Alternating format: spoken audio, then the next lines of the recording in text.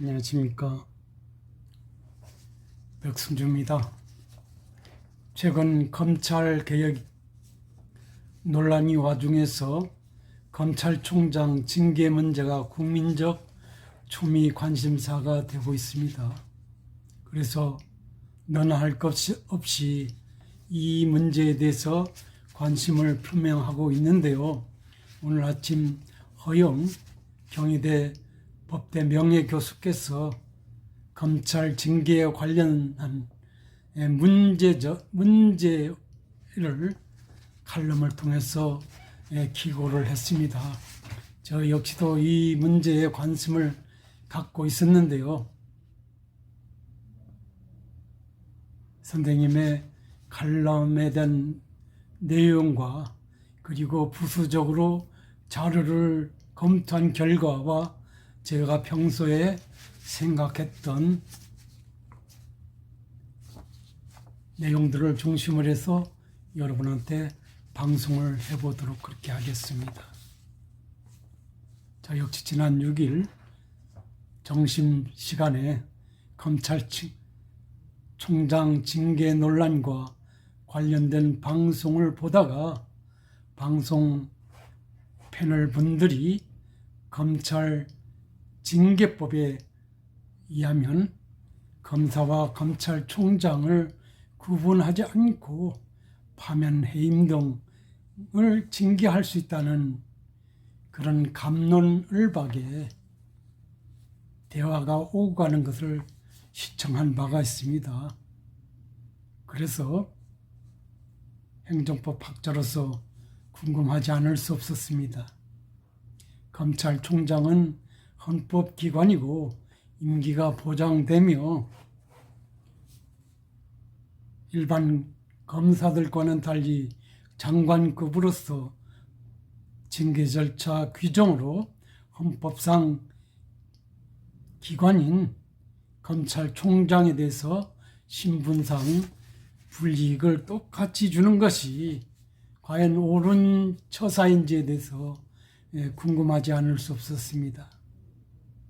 절차적 정의나 그렇게 징계하는 것이 공정하고 타당하지 않다고 하는 입장에서 제 생각을 페이스북에 짤막하게 올렸더니 한 분께서 제 의견에 공감을 표시해 주셨습니다.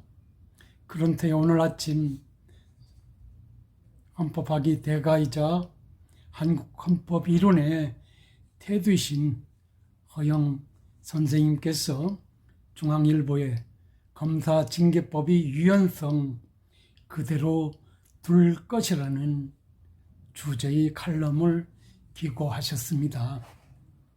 내용을 읽으면서 궁금증을 풀 수 있게 됐다는 그런 즐거움이 있었습니다. 그래서 허영 교수님의 주장에 공감을 하고 구체적으로 왜 문제인지를 자료를 검토한 연후에 오늘 방송을 통해서 여러분한테 그 내용을 말씀드려 보도록 하겠습니다. 허 교수님의 칼럼은 누구도 자기 사건의 심판자가 될 수 없다라는 라틴어로 표현된 경구를 먼저 시작하고 있습니다. 자연법적 정의를 표현한 법률 경구라고는 부수적 내용도 칼럼에서 기술하고 있습니다. 이해 당사자인 소추자, 즉 재판을 요구하거나 탄핵을 발의하거나 아니면 징계를 청구하는 등 이런 공소 등을 제기하고 소송 아니면 징계를 절차를 수행하는 자가 아니라 누구든지 간에 공정한 제3자에 의해서 재판을 받든 징계를 받든 해야 하는 것이 당연한 지사 아니냐 하는 말씀을 하고 계십니다. 여러분이 아시는 바와 같이 추미애 법무부 장관은 지난달 24일 윤석열 검찰총장을 상대로 징계를 청구했습니다. 우여곡절 끝에 돌아오는 10일에 징계위원회가 열리는 것으로 알려져 있기도 합니다. 이에 윤 총장 측은 헌법재판소에 장관이 징계위원회를 좌지우지하는 검사징계법 제5조에 대해서 효력정지 가처분 신청과 위원 헌법소원을 제기한 것으로 알려져 있습니다. 헌법소원이라는 것은 국가 공권력의 남용 또는 오용으로부터 헌법상 보장된 국민의 자유와 권리를 보호 요청하는 그런 재판을 청구하는 개념으로서 헌법 소원제도가 있다는 것입니다. 허영 교수에 따르면 검사징계법 제7조에서는 징계 혐의자가 일반 검사인 경우 검찰총장이 징계를 청구하고 같은 법 5조에서는 법무부 장관이 징계위원회를 구성해서 판단하도록 하고 있다고 기술하고 있습니다. 그런데 징계 혐의자가 검찰총장인 경우 장관이 징계를 청구함과 동시에 징계위원회를 구성해서 징계를 판단하는 것은 헌법적 문제가 있다고 말씀하고 계십니다. 검찰총장에게도 당연히 일반 검사와 마찬가지로 절차적 권리가 보장돼야 함에도 검찰총장을 징계하는 경우에는 장관이 징계 요구도 하고 징계를 심판할 수 있는 이런 이중적인 구조 그대로 제도화시켜 놓은 것은 이해 당사자 즉 검찰총장이 어떤 그 절차적 권리를 부정하고 있는 문제가 있다고 보고 있습니다.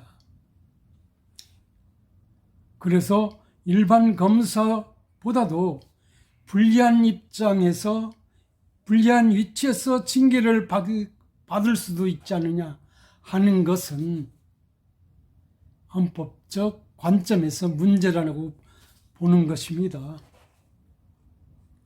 징계 혐의자에게 검사징계법 제17조에 따른 기피 신청권이 있지만 이조차 장관이 임명한 출석위원 과반수 찬성으로 의결할 뿐이므로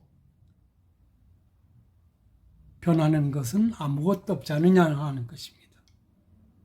이러한 검사징계법은 법치주의 실현을 위한 적법 절차의 원칙, 무슨 말이냐면 누구든지 정당한 법의 절차를 따라서만 처벌할 수 있다는 이런 적법 절차의 원칙,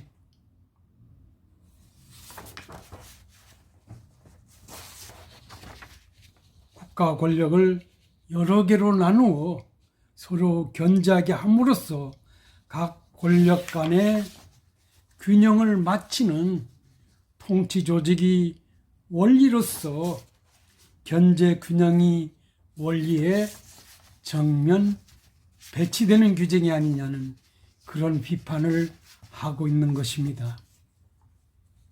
특히 이 적법 절차 원칙은 형식적인 절차뿐만 아니라 실질적 법률의 내용이 정의에 합치되어야 하고 절차의 적법성뿐만 아니라 절차의 정당성까지 보장돼야 하는 것을 본질적 내용으로 하고 있다는 점에서도 간과돼서는 안 된다고 말씀하고 계십니다.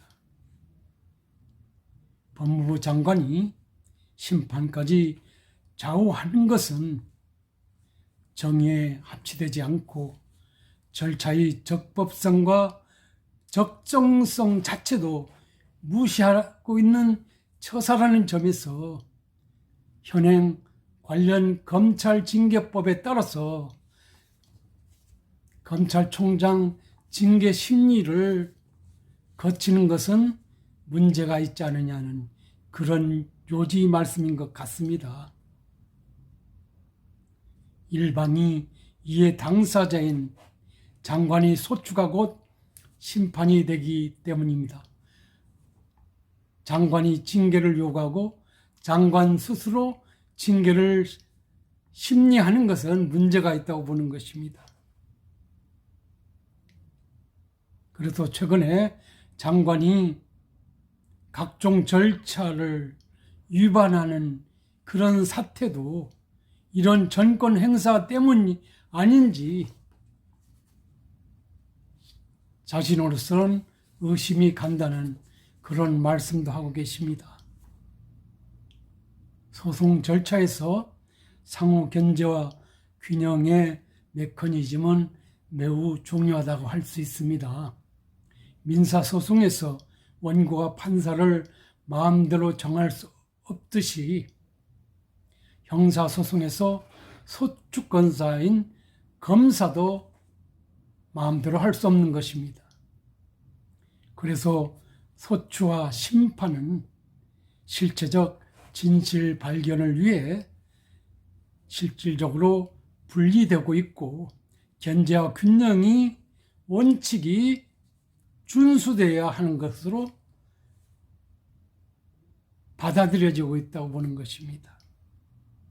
검찰총장은 헌법에 근거를 둔 국가기관으로 국민의 심의와 인사청문회를 거쳐 임명되었고 다른 국무위원들과는 달리 검찰청법에 따라 임기 2년이 보장되고 있다는 측면에서도 문제는 간단해 보이지 않는다는 것입니다.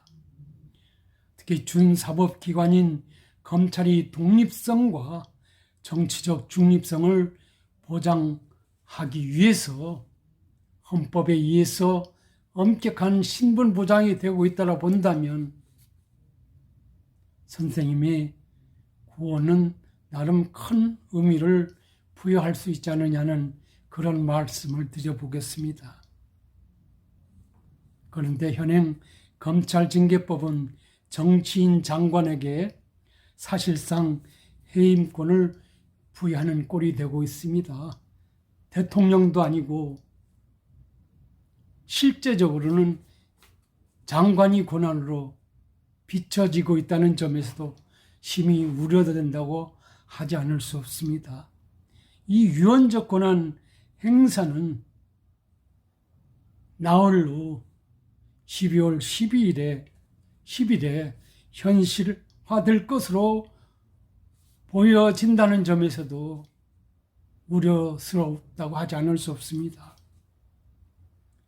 헌정사상 유례없는 최근과 같은 검찰총장에 대한 징계 청구는 검사징계법 제정 당시 국회는 예상하지 못했던 것으로 보여지기도 합니다. 그러나 그것이 현실화한 현재 상황에서 장관과 검찰총장의 관계를 19세기적인 명령 복종이 특별 권력 관계로 인식하는 법 해석을 그대로 방치하는 것은 자유민주주의 법치국가인 대한민국의 어떤 그 헌정 질서에 있어서도 문제가 있지 않느냐는 그런 생각을 해보게 합니다. 여기서 특별 권력 관계는요, 특별한 법률상의 원인, 즉 법률이 규정 또는 당사자의 동의에 기해서 공법상의 특정 목적에 필요한 한도 내에서 포괄적으로 당사자의 일방이 타방을 지배하고 타방이 이에 복종하는 것을 내용으로 하는 두 행정 주체 간의 관계를 행정법 이론상 특별 권력 관계라는 용어로 해석되고 있습니다. 예컨대 국가 공공단체와 공무원과의 관계와 같은 것이 이런 특별 권력 관계의 예시로 해석해 볼 수도 있습니다.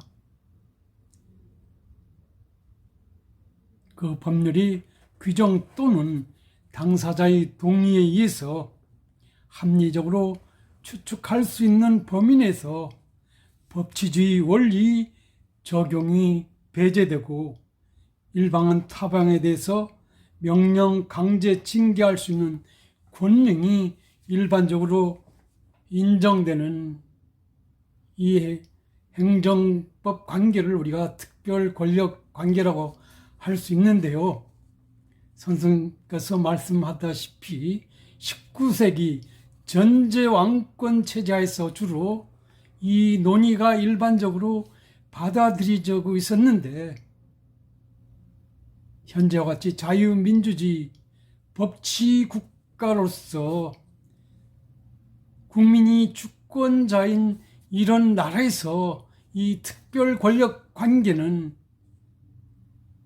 대체적으로 부정이 되고 있습니다. 그런 점에서도 허영 선생님께서 현행 검찰 징계법의 문제 이런 특별 권력 관계를 인정하는 시대 상황에서는 얼추 맞을 수도 있지만은 현재적 입장에서는 검찰 징계법이 어떤 유연적 문제 검토의 필요성이 있지 않느냐는 그런 말씀을 하고 있는 것입니다. 최근 법에 정해진 적법 절차의 원칙을 따르는 것이 헌법이 당연한 요청이고 결과를 예단하지 말라던 이응구 법무부 차관은 은밀하게 텔레그램을 통한 예단을 고백하는 것이 언론에 보도되어 있지 않느냐는 것입니다. 그 텔레그램에서 법관 징계법을 운운하고 있지만 준사법기관인 검사도 사법기관인 법관에 준하는 신분 보장을 받는 것이 검찰의 독립성을 위해 필요한 것이 아니냐는 것입니다. 법률 만능주의의 관점에서 보아서는 안 되지 않느냐는 그런 말씀으로 저는 해석이 됩니다. 2년 임기가 보장된 검찰총장의 경우는 더욱 신분 보장에 대한 문제를 간과해서는 안 되지 않느냐는 해석이 가능해 보입니다. 장관이 소추권 행사로 심판이 끝난다면 정의를 말할 수 없다고 말씀하고 계십니다. 한국 법치주의는 최근에 있어 최대의 위기 상황에 직면해 있는 것으로 국내외 전문가들에 의해서 언론의 보도에 의해서 확인되고 있습니다. 선출된 권력을 수사한다는 이유로 검찰총장을 징계해임할 수 있게 되는 상황에 직면해 있습니다. 검찰 징계법을 입법할 당시 누구도 예상하지 못하는 그런 법치주의 위기를 맞고 있는 그런 것이 되겠습니다. 그런 점에서 소위 헌법재판소는 지금 이 헌법을 정정당당하게 말해줘야 한다고 말씀을 하고 계십니다. 적법 절차의 원칙, 견제 균형, 원리를 되살려서 검사 징계법이 유연성을 시급히 해소해 주기를 기대한다는 말씀으로 칼럼을 마치고 있습니다. 노 교수의 회한, 제자에 대한 마지막 구원으로 비춰지기도 합니다. 민주화는 하루아침에 이루어지지 않았습니다. 오늘 아침 저는 유신체제 마지막 종언을 재촉했던 부마 민주항쟁에 대한 내용을 타이핑하다가 오늘 방송을 하게 됐는데요. 역설적이게도 민주화를 자신들이 다 했다고 주장했던 이런 세력들이 지금은 대한민국의 민주주의와 법치주의를 역회전시키는 주역으로 부상하고 있다는 그런 역설적 상황을 생각해 보면 노 교수의 오늘 아침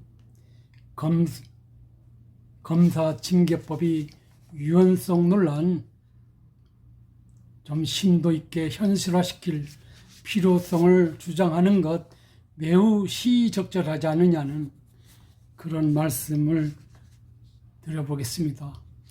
개인적으로 오늘날 그 민주화에 역행되는 이런 민주주의 위기, 법치주의 위기 왜 초래되는지에 대한 역사적 관점에서의 어떤 그 아이러니를 연상케 합니다. 여러분도 아마 제 못지않게 최근의 상황에 대해서 매우 궁금하실 거라고 봐집니다. 오늘 아침 허영 선생님의 칼럼 매우 시의적절한 상황에서 우리한테 넌지시 전해주고 있지 않느냐는 그런 말씀으로 오늘 방송을 마치겠습니다. 감사합니다.